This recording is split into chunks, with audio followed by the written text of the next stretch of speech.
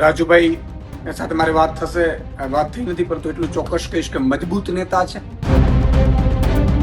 ત્યારે આ ભાજપ સરકારની નીતિ રહી છે કોઈ પણ વિપક્ષના નેતાને ડરાવવાનું, ધમકાવવાનું, દબાવીને કઈ રીતના એમના તરફે લઈ જવું.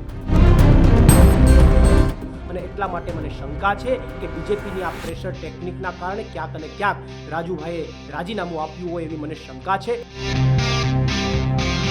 કે ભાજપ છે એ કોશિશો આવી કરતી રહેશે, પરંતુ આમ આદમી પાર્ટીને એનો એક એક નેતા અને એક એક સંઘર્ષશીલ ખેડૂત એ હંમેશા પોતાના સત્ય માટે લડતો રહેશે. રાજુભાઈ સાથે મારી વાત થશે, વાત થઈ નથી, પરંતુ એટલું ચોક્કસ કહીશ કે મજબૂત નેતા છે. ખૂબ મહેનત કરી છે, સંઘર્ષ કર્યો છે અને લોકો માટે લડ્યા છે. જય જવાન, જય કિસાન.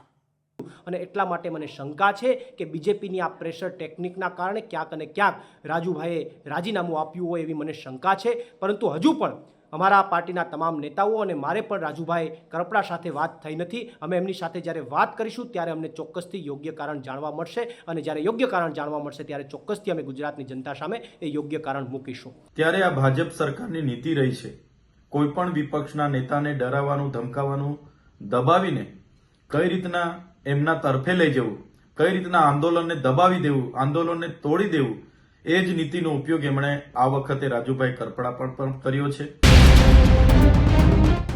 રાજુભાઈ સાથે મારી વાત થશે, વાત થઈ નથી, પરંતુ એટલું ચોક્કસ કહીશ કે મજબૂત નેતા છે. ત્યારે આ ભાજપ સરકારની નીતિ રહી છે કોઈ પણ વિપક્ષના નેતાને ડરાવવાનું, ધમકાવવાનું, દબાવીને કઈ રીતના એમના તરફે લઈ જવું.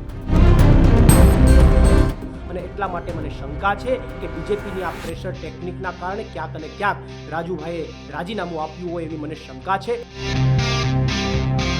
આપના પોતાના પ્લેટફોર્મ લલકારને લાઈક કરો, ફોલો કરો, સબસ્ક્રાઇબ કરો અને શેર કરો.